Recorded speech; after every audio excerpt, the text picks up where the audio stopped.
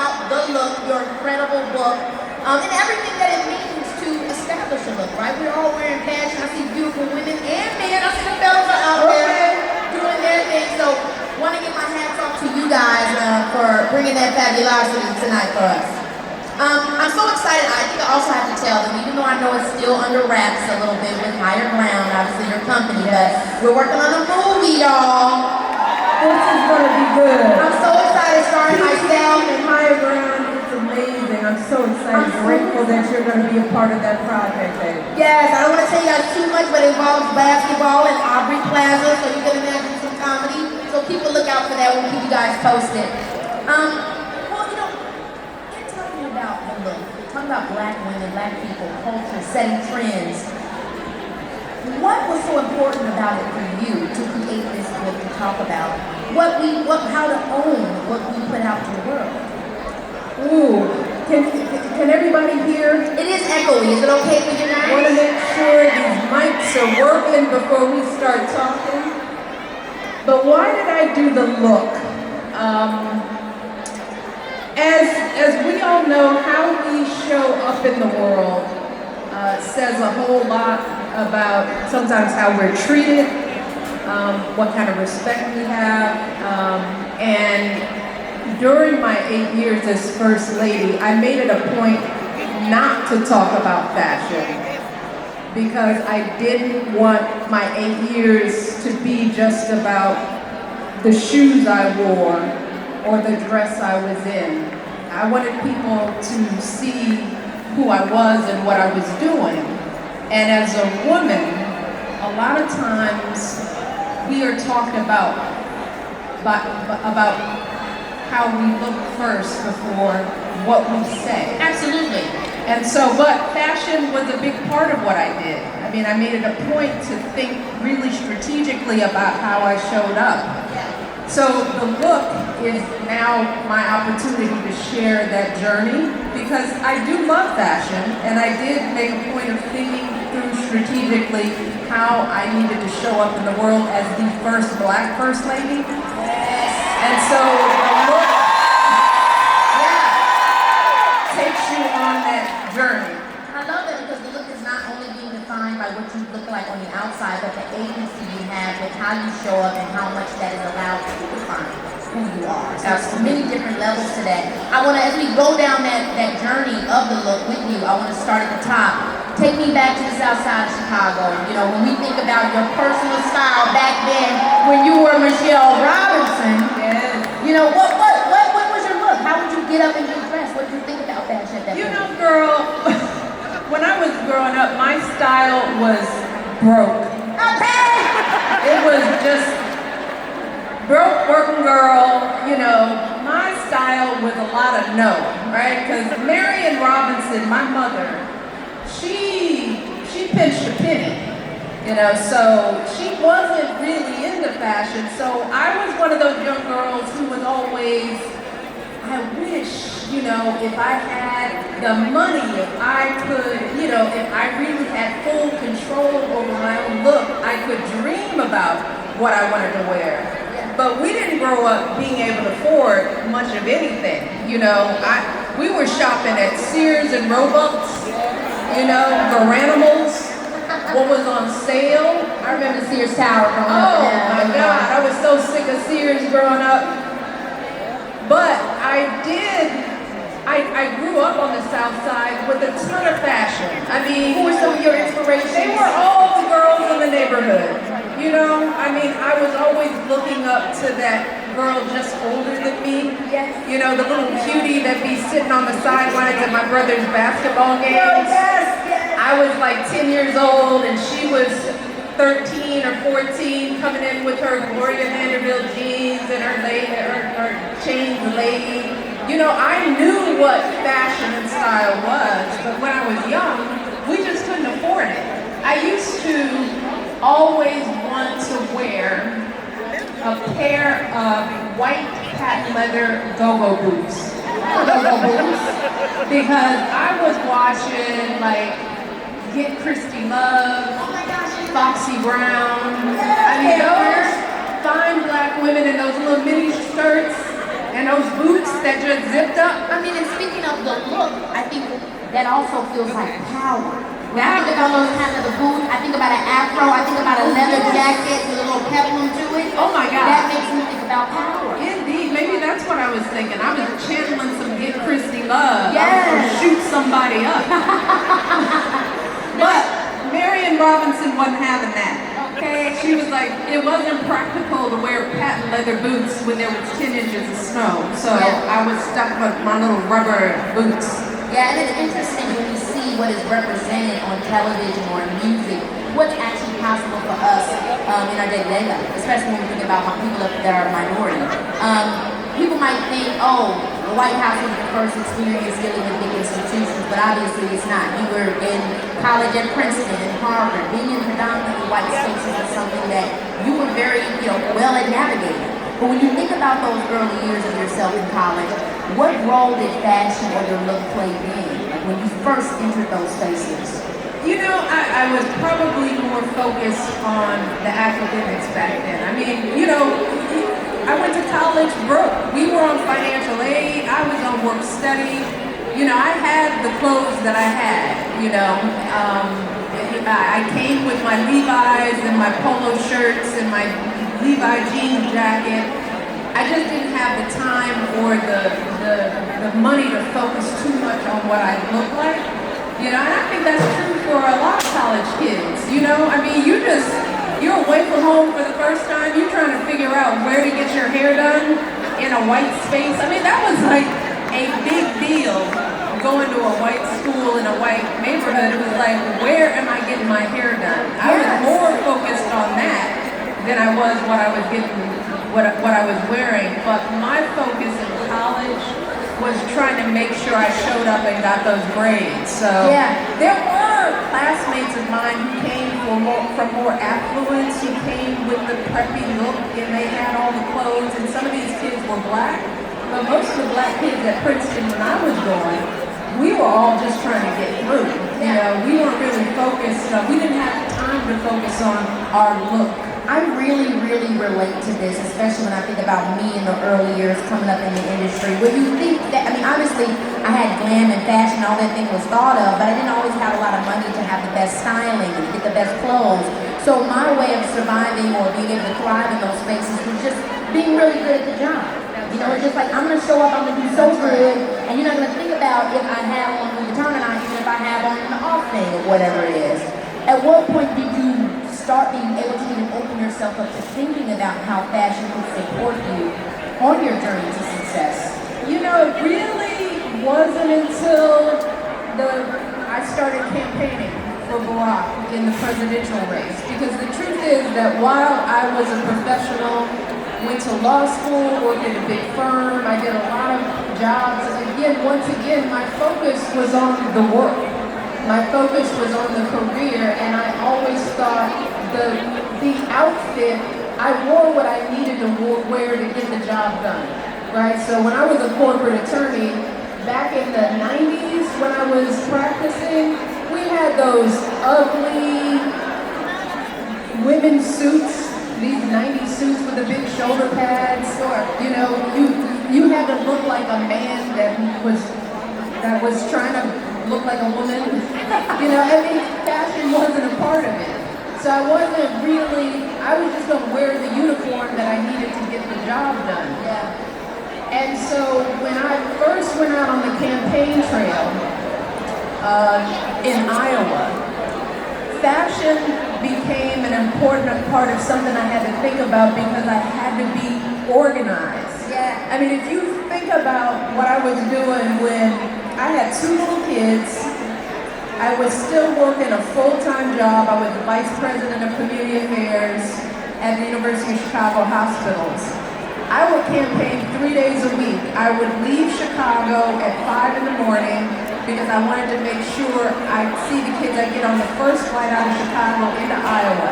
I'd land in Iowa, campaign all day, and that would mean I might do 5 rallies, 3 fundraisers, and I'd do as much as I could to get to the last flight out of Iowa to get back to Chicago in time for dinner with the girls. So I was usually just wearing one outfit. you were Steve Jobs. It was one of those, it had to be Oh, yeah, like, yeah. it's a sweater, it's a vest, it's a fundraiser, now I'm at a fair, and you know, it had to be it had to be versatile for the whole day. But then I realized at this pace, I didn't have time to think about clothes. And that was the first time I met a designer. This woman, Maria Pinto, I was introduced to her. She was a young designer in Chicago. And that was the first time I met somebody who owned their own fashion line and they made clothes. And I really went to her because it was convenient. I could do one-stop shopping. I could go to her. She had my measurements. This is when I was wearing those sheath dresses that were silk, sleeveless. She made those. Those were Maria Pinto designs. And I could go to her, get fitted, have a set of clothes that I didn't have to think about. So Kiki, fashion was something that I was trying not to think about. Right? I had to be organized enough and have enough resources so that I could put on clothes, not have to think about it, know that I look good and look presentable, because this is when people were starting to write about me, right? And that makes me curious of when you understood the power of it. And maybe it didn't even come up first positively. Maybe it was the power of seeing how people were writing up about you because of what you wore. Do you remember a moment in time? Oh, I remember the first big speech I gave in Iowa. It was packed. I mean, I was pulling more crowds than most of Barack's opponents. Okay, now clock it. But it was interesting. The more popular I became, the more of a threat I became. It was interesting. That's when the articles started coming out. I had been campaigning for more than a year. And then this is when I understood, like, this is politics. Oh, they're coming after me because I'm useful. And they're trying to be my husband, so they're trying to slow me down, right? And some of those first articles, they would always start, she was wearing a purple sheath and she had on this pair of shoes. It wouldn't matter what I said, Kiki. The article would start with what I had on. Wow. And I realized, oh, this is how they do women in politics. This is how we treat women in public life. We diminish them to just what they look like, and not what I'm saying now. I'm giving passionate speeches. I think people know now that I can give a speech. That didn't just start happening. You know, I was always really good on the campaign trail. I was always a powerful orator. And I was good at it because my topic was good. It was about my husband. So I'll tell you something good about that man. Give me the mic. Give me the mic. Let me tell you something. In that moment, right? Because there's two things that's happening. We're in a campaign. I have to be strategic for a good reason, right? I have to understand what I'm going up against. But then I also have to still be me, right? I imagine there's a part of you that was like, I want to do what needs to be done, but like, I still want to be true to me. How did you weigh the balance of how to create the look around your agency and what your husband and you all needed for what you ended up becoming in the presidency? You know, holding on to who I was never hard for me. I mean, I think a lot of that had to do with age. I mean, we weren't coming into this, while we were young to be president and first lady, we were in our, let me get the math right, we were in our 40s or mid-40s. But you already accomplished so much. Exactly. We were fully formed. Barack and I were fully formed people. You know, I had 5, 6 careers. I was the mother of 2. I had ran organizations. I've worked in almost every sector. I've been a corporate attorney. I was an assistant to the mayor. I was the vice president of community affairs. Y'all, I ran stuff. Thank God I ran some stuff, right? And I had ups and downs, right? I had pitfalls and I had losses. Because a lot of people think that obviously working in the White House, being under that institution, it's a huge deal. It's a huge job as a public servant. But to understand all the things you did to get get you there, you were quite primed and ready. Right, I mean, when I wrote Becoming, it was interesting that when I was talking to the publishers about what kind of book I wanted to write, this First Lady book, of course they thought, well, we're gonna talk about the 8 years in the White House. And I was like, well, if I'm gonna let people know who I am, those 8 years, that was just a piece of a greater story. You know, the 8 years in the White House, the time that Barack and I were President and First Lady, that doesn't fully define us as people. You know, we live long lives, long full lives, right? So I think because we were able to bring that level of confidence and experience into the job, even as young as we were, I think that helped me. And I think it's more difficult for younger people. Like I do. I mean, you amaze me that your level of poise and confidence because you had to develop yourself in the public eye. I mean, you were a baby figuring this out and trying to hold on to that as you're building it. That's a different challenge, right? So, yeah, and so that's why I love this girl because she carries herself like an old soul, and that is not easy to do. It really means a lot. I got a lot of great examples. I feel really blessed in my life being able to see women such as yourself up close and personal. I remember when I first met you, Sasha and Malia, it was at Big Wide World Day of Play. I was doing 2 Jack MVP at the time, and it was one of the best experiences ever. So I got to see your grace up close, and of course watched you the whole presidency. And so you're a big inspiration to me. But we're talking about the road to you all getting to the White House, all the many lives you live. A continuous theme is the way to performing excellence in spaces that were not designed for you. Yeah. So then that becomes the question I think we all, would want to understand how to distill something from, which is when is it time to stop reshaping your space and building your own?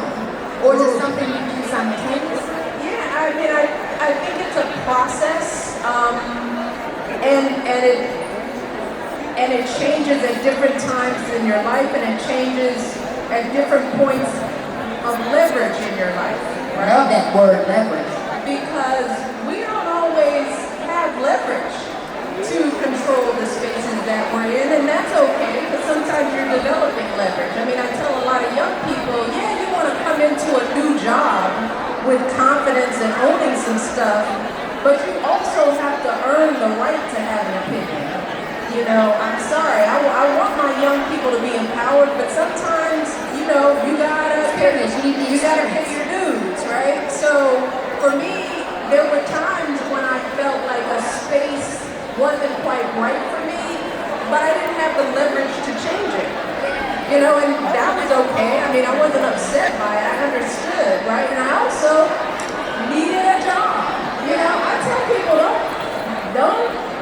don't mess up your money, right? I mean, sometimes you don't have leverage because you don't have power because you need to be in a space. That also feels quite objective because I think we sometimes personalize our value in the workspace and it can really slow us up.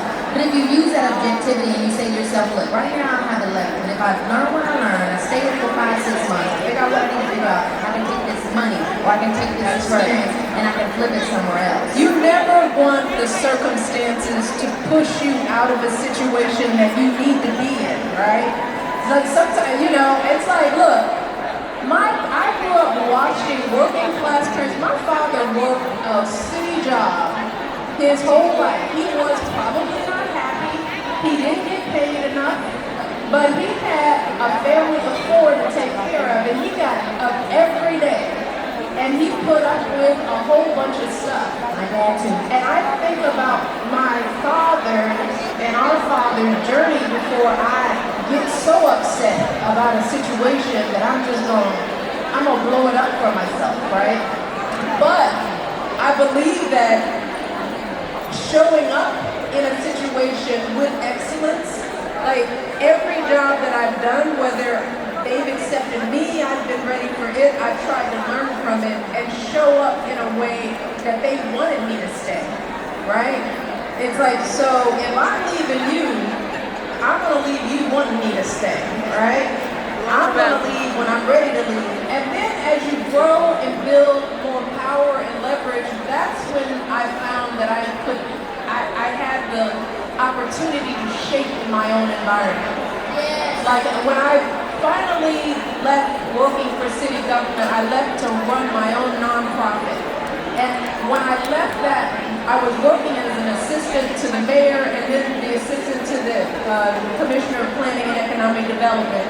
I was working for someone, right? I was someone's assistant. So I lived under their culture and their rules because they were the boss. Now I got to a point where I thought, could I run my own thing? You know, am I good enough? Am I strong enough to take an idea and grow an organization myself, build my own culture, and shape my own organization? I left to do that. That's when I ran and started a nonprofit organization. That's when I was able to shape culture and dress. And I love what you whittled it down to, because I think a lot of times we get caught up, I see a lot of times online with what it means to be a CEO or this title or that title, but really what you're zeroing on is the function. The function you wanted to pursue is to create a culture, to create a space defined by your beliefs, your concepts, to support your mission. That's what drove you to realizing I should start my own thing. That's right. As opposed to I just want to be the boss of something. Right. I think that's an important distinction. And you work your way up to power. I mean, like I want us all as Black people, as women in power to own our spaces, but you really get to own it when it's yours, right? And sometimes we get to do that, and sometimes we don't. I've been fortunate enough to be in positions where I've run my own organization, and then being the First Lady of the United States is basically being the CEO of this section of the White House, right? And that's when I was able to say, this is what this will be while I'm at the helm, right? But I still had to think about the role itself. So when it came to fashion, The look, so to speak. I've written about the fact that wearing my hair in braids, I started wearing my hair in braids in college, right? But as I went up the professional ranks, being a lawyer, they wanted, I didn't want my hair to be a part of the conversation. I wanted to get the job. So I was straightening my hair just like everybody every Black woman in the 80s. The Crown Act just passed a couple of years ago, so it definitely was something that was held We back didn't from have us. that freedom. So I made the decision, look, America is struggling enough to accept the first Black president and first lady. I'm not going to make my hair the issue.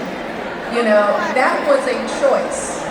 I was like, we need to get health care passed. We need to focus on getting kids educated and That's making important sure because you're that delineating what is most important. That process of delineation of what do I should lead here, should I lead that level of responsibility and objectivity is really major. And it was about something more than what I wanted, right? And when as First Lady of the United States, it wasn't about what I needed to look like. I needed to show up in the way that the country needed me to show up, right? And that wasn't a sacrifice. That was just like, this is the job. The job we are here is to serve the nation, to be a representative of this country, to serve it proudly, not to make my hair, my clothes, my shoes the story.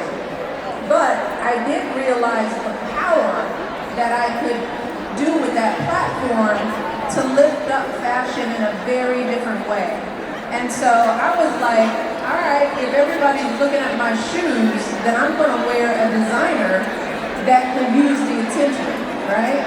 I mean, instead of choosing Dior for my inaugural gown, I chose Jason Wu. He was an immigrant, he was young, his story mattered in a way that I knew that choosing him to make my gown would change his life in a way that some of those longtime designers, it's like you had your turn. And I also love that you would be wearing J. Crew. I remember that as a teenager, and everybody would be like, she's wearing J. Crew, I love J. Crew. How you gonna talk about J. Crew when your wife wears J. Crew? Like, I love that because it's like, that is a universal, affordable, very nice line. I remember that being such a big topic growing up because it was accessible. Yeah. And people felt like they could relate to you. Like, she shops where I shop. Well, fashion is like that. Fashion is high end, it's designers but it's also the beautiful stories at the mall that get us through. The J. Crews, the Banana Republics. You know, Monaco, I used to love Club Monaco. Exactly. I was loving that at 14. Exactly. All of that is about the American experience. And I was like, well, and I did not wear a lot of European designers. Not because I don't love European design, but I am the American First Lady. So I'm going to rep U.S. brands. So when we would travel abroad, I was like, I'm going to wear an American designer. If we were in India, it was an Indian immigrant American designer. I mean, there were so many ways to work around representation that if you're, by being thoughtful and strategic about how we wanted to show up, and repping black designers, Tracy Reese, Sergio Hudson, that's my guy, right? I mean, there are just so many amazing minority women designers that it was easy for me to make those choices, to do that mixing up, right? And we also had to think about the cost of some of these clothes. I mean, being First Lady, it's expensive. Barack would look at the clothing bill and be like, girl, I was like, dude, I'm like, dude, just stand down. Just stand down. Don't look at my clothing bill. Do you remember the look you wore on your first date? Oh, our first date. You know what? I don't. I know there was a deep cut. I remember what I was wearing when we had our first kiss. Oh my God! Give us the details.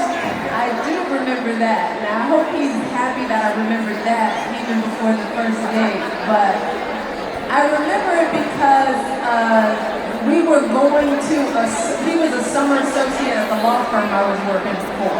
So they had this summer associate outing at a partner's house in the uppity rich part of Chicago in one of the northern suburbs. So we had gone out there for the day and played basketball and volleyball and all that. And I gave him a ride because he had a janky car and I was driving a Saab. So I was like, you want to ride with me? So I had to take him back. And he was like, are you busy?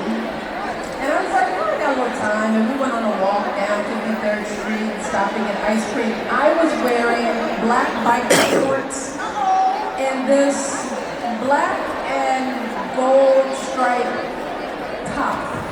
I was like, it was short sleeves, and it was sort of a long t-shirt. Okay, I remember that clearly because we went and got ice cream and sat outside the ice cream place on the curb. I had chocolate, and he leaned over and he said, can I have a kiss? Girl, I see the movie now. I don't know who the man is, but I'm you. The little store. Kiki Palmer as Michelle Obama. I'm here for that moment. Okay, my publishers are here. You know they're working on that now. Let's start that. I need the moment. I want it to be the love story. Yes. It's so special. I remember that. I remember what I had on.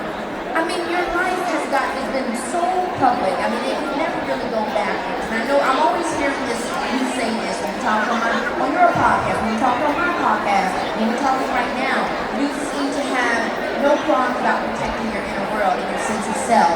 I want to distill that for the audience. Like what is that process for you? How does one protect their inner selves, being so perceived? And now we have it on the internet. Even if you're not an entertainer or you don't decide to be a public figure, every single one of us is being perceived constantly. And once you are perceived or you are viewed, you change, right?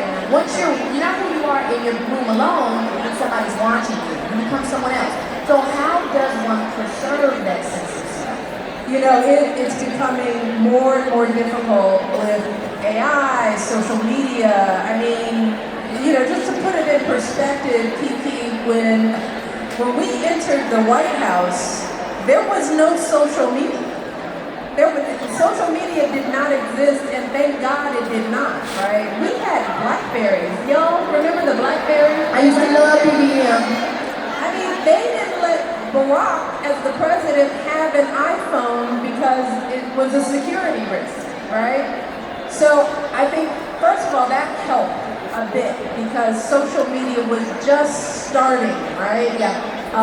We were the first presidency coming into being at the beginning of social media. So I think that helped a little bit. So I wasn't used to being able to know everything that everybody said about me, right? That wasn't a possibility, right? You know, what you got feedback on came through the press. It was an article written, and it would be an article, right? You weren't getting 24-hour news feeds. You didn't have a comment section to listen to. So fortunately for me, I didn't even grow up needing that in a way that this generation does. Yeah. So Another layer to it. it was just another layer. So when it became part of my reality, social media, I wasn't addicted to it, right? I didn't need it. It wasn't on my phone. I'm still not in the habit of looking at social media. I'm on it, but not of it. You know what I'm saying? And I'm always warning young people to be very careful and monitor your access to that. I mean, it's just like you just don't need to give that many people access to your heart and your mind. And the only way you can control it is to not be in it. And you can be on it, but don't have it on your phone. And I just never did. So I just didn't get in the habit. I had a whole communications team. I could get press clips. I could get them summarized and laid out without knowing the depths of everybody's thought, right? And that's good and bad. Right? You know, if you get too much of the good, you get distorted. If you get too much of the bad, you get distorted. And I also knew that if people weren't getting me right, I couldn't trust it to tell me about you. I mean, I wouldn't trust social media to tell me about my worst enemy. Because it wouldn't be a clear depiction, it wouldn't be real, it wouldn't be right now. So how do I protect my space? I just really protect it. I don't let just anybody into my space. I don't listen to comments from people who don't know me. I never would do that. And I try to get my daughters, just don't touch it. It's like, it's dynamite, right? So that's one way. Another way that I protect my space is who I let in it. You know, it's like my community, my friends, my people. I mean, Barack and I have been very good about the people who have been with us. We bring them along. You know, Barack, his best friends are still his guys from high school. I mean, he's got a crew of guys from Hawaii who were with him like this. I've got girlfriends from law school to mothers that I raised my girls with. Those are my ride or die people, the people who know us outside of this before we were ever this. And those are the people who I talk to and I'm having wine with, who I'm breaking stuff down with. You know, that's where I get my connection. How am I doing? I would get that from my mother. I mean, having my mother in the White House. Now, Marion Robinson will keep a person grounded because she wasn't pressed about anything. And having her there that I could just sit down with and look in the eye and be like, am I still the Michelle you knew? And she would tell me the truth. So I think it's who we surround ourselves with, the company we keep. And I keep expanding. I mean, when I find good people like you, I scoop you up. All right? So you get old enough where you start trusting your judgment, right? I tell my girls, you got good judgment. So be open to new people because some of the best people in my life are people that I met during the White House years and beyond, right? I've made some good friends over the last 10, 15 years, and if I had been closed off to them, I wouldn't know them. But let me tell you, as quickly as you let people in, you gotta be good with letting them out when they show you who they are. And they will show you. You know? The older you get, the more you recognize, oh, you don't have me in mind, right? You're not on my team. So you start learning to trust those instincts. And you don't have to be rude about it. I call it the slow ghost. You know, you just slowly let people out of your life. You don't have to make a big deal out of it. You don't have to tell nobody off. You just slowly disappear like a ghost. So I'm hearing obviously keep a good circle around you that also helps you to maintain grounded and reflect the truth back to you. You don't let too many people in. Again, with social media, there's a thing you read and you just assume that that's somehow that person's valid. And they don't know you. They don't know you. Don't overvalue what you see, what people are putting in. But in terms of bringing up Sasha Marie, your amazing daughters, and young women in general coming up online and seeing so many conflicting things around beauty. I would be remiss not to connect that to what we're talking about with the look. How do young women properly define their value in their relationship to beauty?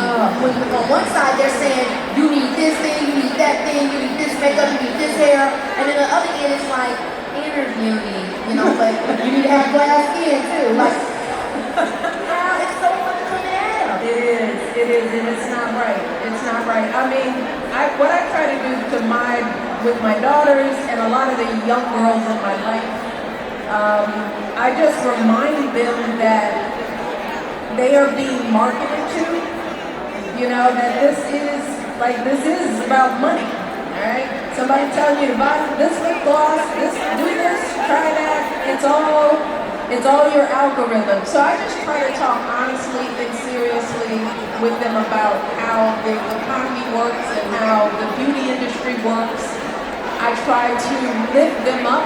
Barack and I tell our daughters, we've told our daughters from the day they were born that they were beautiful and more importantly smart and worthy. And we just keep saying it over and over again. When I meet some young girls, I met some beautiful young girls backstage, and all I wanted them to know is that they were beautiful, and for them to keep it up and to be smart and to read.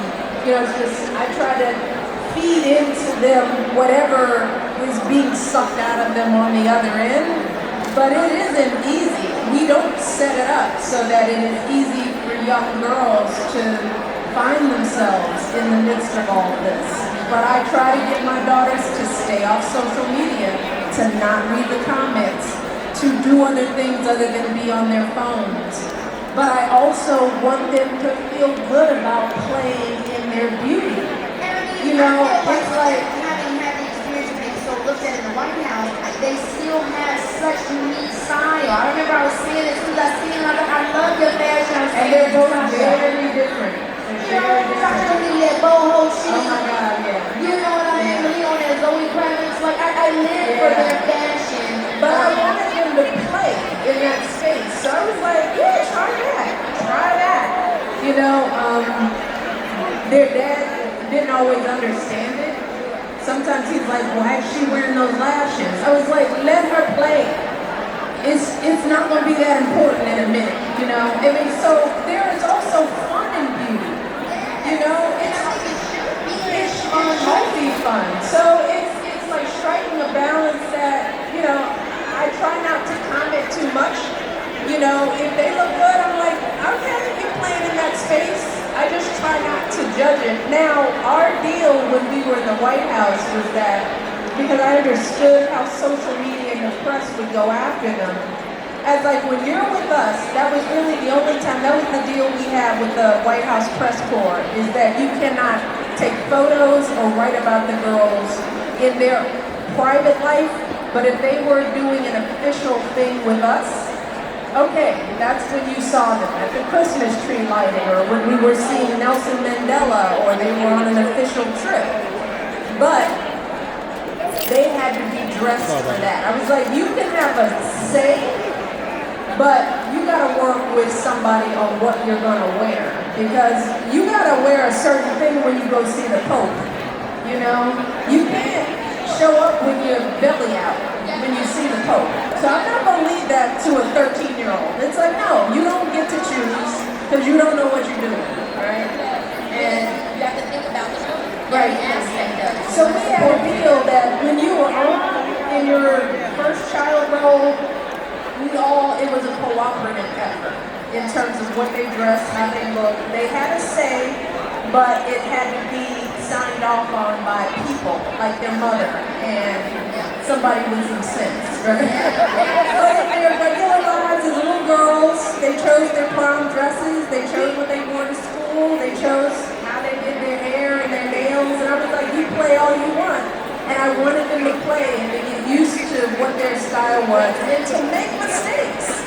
You know, all teenagers look back on their pictures and they think, oh my God, what was I thinking? But you need those moments. It's like, yeah, that was a little. And I feel like I started playing more after because I was always those little Doogie Howser guy. Everything when I was a teenager, I always had a blazer on. I was really the VP. I was tired of that. When I look back at my pictures, girl, all I was doing was, I'm on Oprah.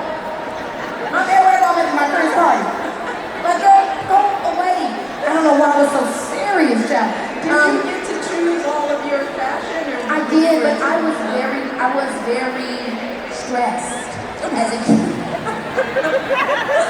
know, because I felt so much responsibility. And I started to hear very early on because the adults or people, my daughter looks up to you. And you, I'm watching you, baby. And I'm like, oh no, the aunties, I gotta, you know, so I was always trying to just, you know, but then it got to the point it where was a little too much black girl magic. We're just like, oh, I was at church every day. I was always at church. And I was just trying so hard to make sure that I made everyone proud that I was not living for me. Yeah. And so I had to kind of redefine the This is what I was talking about. I mean, that burden, it's like, mine, you know, I was a grown woman. I could be a Doogie Howser if I needed to. I mean, you were growing up. You were trying to figure it out. And I tried to do the opposite of that. I didn't, but that was also your job. You were also in the profession. And that was a choice that you made because you enjoyed that. Malia and Sasha didn't choose it, right? I think that's also a different thing. So I didn't want them to feel like they were carrying a burden with something that they had no say in wanting to be. And I think that's, you know. And I love hearing you talk about that because, you know, I have my son. He's 3. He's going to grow up now with, you know, people, your mom is home or whatever that means or whatever comes with that. And so I love hearing you talk about responsibility and legacy. How the time you with Sasha and Malia because it makes me think about how I want to be able to also articulate those nuances to my son. For him to have freedom, to understand what it means, but to also never feel like what I'm taking on is something that he exists. So it's very And you don't have to be Michelle Obama or Keke Palmer to feel that. If you are a parent that has a child that you feel feels pressured to follow in your footsteps, we all as parents are trying to figure out that balance of letting our kids be who they want to be without them being mini-me's. So it's the same struggle, y'all. It's just that our struggle is on TV. Yeah, it's so true. I always feel like that, you know, we're all living the same kind of thing, just from different vantage points. That's right. So I love how you brought that down. What is the difference between, to you, assimilating to make it through an experience versus thriving in it? Oh my goodness. Well, you know, assimilating through, I think is too self-conscious.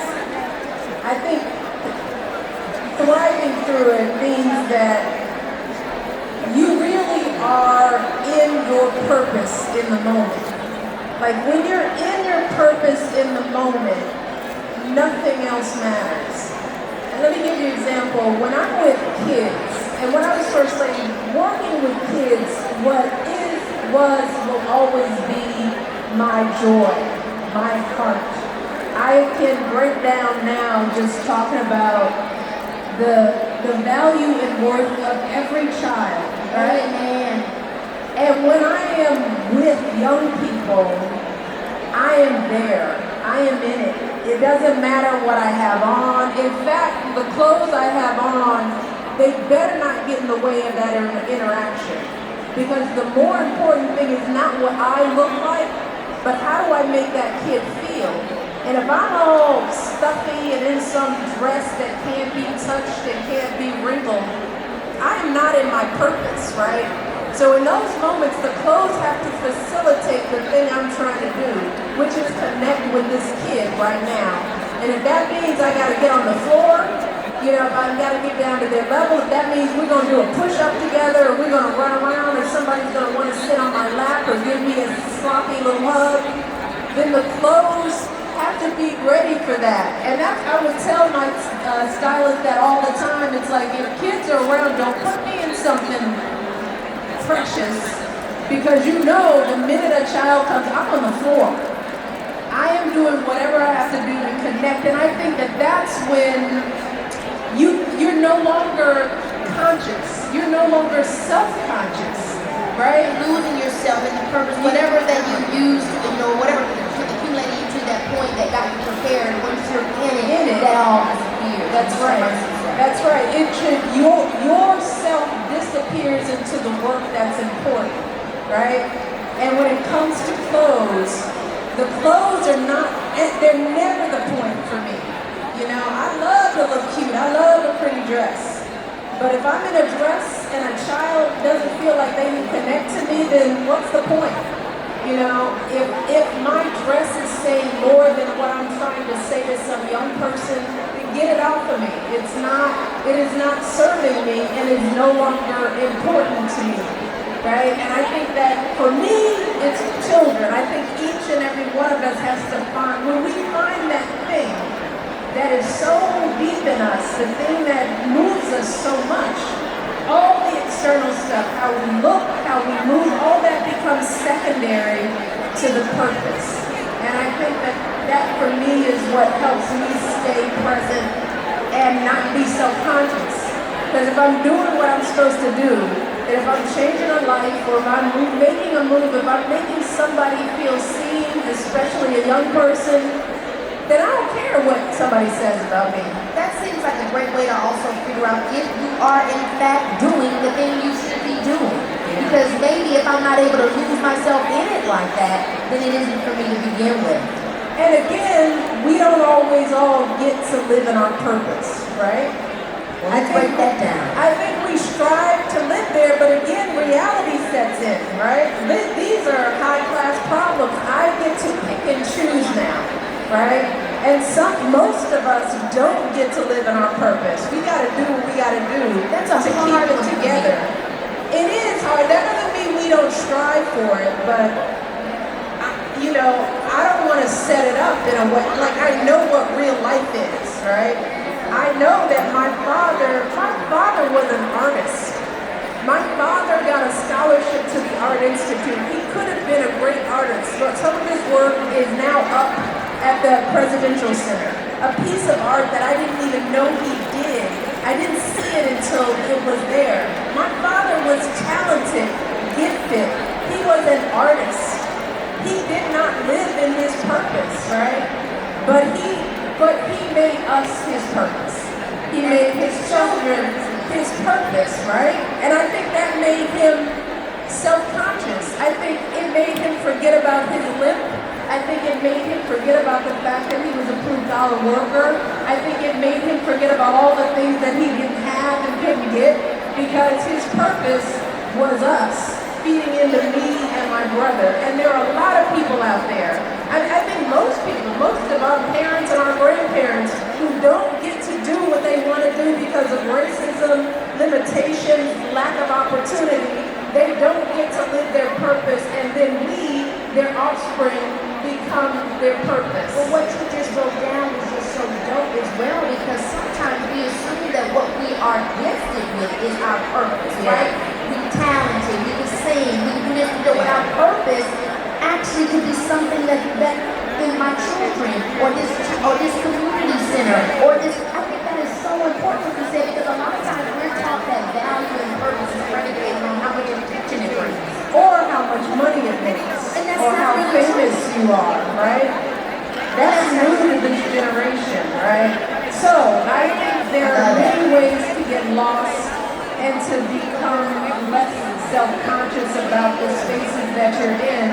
If you're going to a job where somebody is treating you badly, but you know that check is going to get your kid to college, there are a lot of people I know who put up with some crazy stuff because they're keeping their eye on the prize.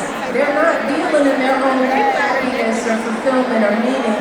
I know there are men and women out here today who are getting up going to work at jobs they don't like because it's putting food on the table and sending their kids to college. It is serving a purpose much bigger than them. How important is it, do you think, to have an end date on that? I ask this because someone had mentioned that to me the other day when I was stressed. You know, because you know me, I'm unfortunately always Yes. trying to do so many things, Yes, and then child. I'm always got to be a mission. And they were like, well, when's the end date? What do you mean the end date on stress? Not on stress, but for instance, is there an end date on this job that they hate? Meaning, when I get to year 3 and I make X amount of dollars, do you think it is important for us to do that when we're in these situations that may not be that fitting for us? Where we have an end date. Look, by March, it's March right now, by August, I'm going to X, Y, and Z. Do you think that's even a fair way to move? I think we all have to, what I try to figure out, what I still try to figure out is what is my happiness? Mine. And I think we all have a different definition for it. What I have learned in all these years with all the powerful tables that I've sat in and all that I've seen, the thing that I know is that it has nothing to do with how much stuff I have, how big a house, how much money is in the bank account, even though there is a number that matters, that makes life a lot easier. I have learned that for me, enough comes when I feel like I have friendship, I have love, I have a good community around me, and I feel like I have given something to somebody else. I don't know that there's an end date on it in terms of the due, but at some point I have to be settled. I have to say, I am enough. I have done enough. I am okay, you know. That's all an internal struggle. Like the end, and we have to figure it out for ourselves, right? I mean, I know. A doozy. I know. Things where it's also tailor-made is what I'm hearing. We're all on our own individual relationship with that. But I think it starts with how we feel about ourselves. You know, I mean, I think we can work for all this external approval, somebody else to tell us that we're beautiful. We could wait and hold our breaths to have somebody else love us enough, you know, but in the end, the work is really with us on us. You know, it's the finally sitting in your own head and saying, I don't need anyone else to tell me that I'm worthy. And that is, it's almost like the look is based on what we see when we look in the mirror. you know, that's a huge part of it, is like accepting our own gaze. And being happy with what we see. And it's amazing that when we get to that place, everything else seems to settle down around us, you know? Because I think we're carrying that frequency, we're carrying that energy with us that probably, just changes the game. And we're starting not to give about what somebody else says and thinks, and that takes a minute. You know, you earn that wisdom, you know, and that's why, Kiki, don't get impatient with yourself. You 12 and a half. I am impatient, you know You that. are a baby, and some of this stuff, wisdom is for the old. You know, it takes time to go through some stuff, and at 62 years old, I am developing, I'm still growing, still developing some wisdom, but it's all about how I see me. You know, it's that gaze of myself, right? Wow, that is so awesome. Well, time is coming to an end. There's so many more things that I can ask you. We got to do a part 2, 3, 4, 5, like always. But before we go, It's ladies' night. There's a lot more coming. You be happy to get on with it. they got a lot of fun stuff coming to the stage. This is gonna be a good night. But before we leave, you know, I love play games. I thought we could play a fun game. It's called Keep It, Change It, Leave It. Okay? Keep it, change it, leave it. So it's a little rapid fire. I'm gonna give you some prompts. Oh and Lord, I gotta be rapid. Oh Lord. The rapid is always crazy because, like, honestly, how fast do I have to be? Really? You're gonna tell me if you want to keep it, change it, leave it. And you're Okay. gonna tell me a little bit why, maybe. Okay. Okay, here we go. The first one is power suit? Keep it. You know, there's nothing wrong with a good power suit, especially if you can wear pants. I hate pantyhose. I am done. Pantyhose always tear. Like, why they make them so thin? You know, that's why they mess with us. They make us wear something that you can wear once. It's a dumb thing, dumb invention. Being the first, like the first, you know, carpenter, the first, black Peter Parker. For sure. We better be ready for some first. There's a lot of stuff we didn't get to do, so we want to keep the first. We got our ways to. We got a lot of stuff we're trying to get in, so we want to A definitely. lot of times people are hard on the first, but I feel the same. That's okay. We're prepared for it. We're prepared for it. We've been prepared for years to be the first. Perfectionism. Perfectionism. What was it? Keep it, change it, leave it. I would change it, change the meaning of it. I don't think there's anything wrong with trying to do your best, but not placing everything, not making that be the reason for everything. I think change of what it means. You know, keep it, but change the. Don't Change how you're so measuring much. it. Exactly. Yeah, exactly. I took that. That was me personally. Okay. Girl boss culture. Girl boss culture? Yeah, you know, I guess the way I would describe it is like, you know, just this idea of being, you know, needing to be a boss. You know, like, oh, I'm a boss of this or that. You know, the idea around that the best role, position is whatever a boss is. Well, I don't know. I don't know if I would leave that, right? Because, like, you should be the role that is suited for you. And not everybody wants to be a boss, and that's okay. That's not always the best position. Let me tell you, being a boss sucks sometimes. You know? It's not all that it's cracked up to be. So, I would leave it. Yeah, I feel you, I agree. Working twice as hard. You kind of said something similar to this with the perfection. I think I know what you might be saying. Yeah, and look, I would keep it. Because I always think, even if I work twice as hard, even if you don't see it, I'm still better than you. I still win. I mean, it's like going to the gym, right? Like, I'm still getting stronger. Right. You know, so what's going to be wrong about it for I'll me? use that muscle. Okay, just 3 more. Code switching. Code switching. I'd change it. I think it's a tool to have, but there shouldn't be a code we have to switch from. I mean, that's part of what we talk about when it comes to our hair and how we show up in the world. As long, I want the code to broaden, Yeah. but I do think there are times when you do need to show up in the way that you need to show up. Yeah. Because Or just that's the the job. translation of language in that moment in time. Exactly, You know, it's like exactly. multiple languages. Protecting your peace. Oh, keep it. Keep it and never let it go. Ever, ever, ever. And then this is the last one. Reinvention after 50. Oh, keep it, y'all. Let me tell you, anybody over 50, Anybody over 50? you know this time in life is the best. It is the best. You talk about freedom. So I would keep it. There's a lot of good stuff coming. I got 20 more years to go. I'm on my way. Take your time. But when you get there, let's talk. Because I'll be 70.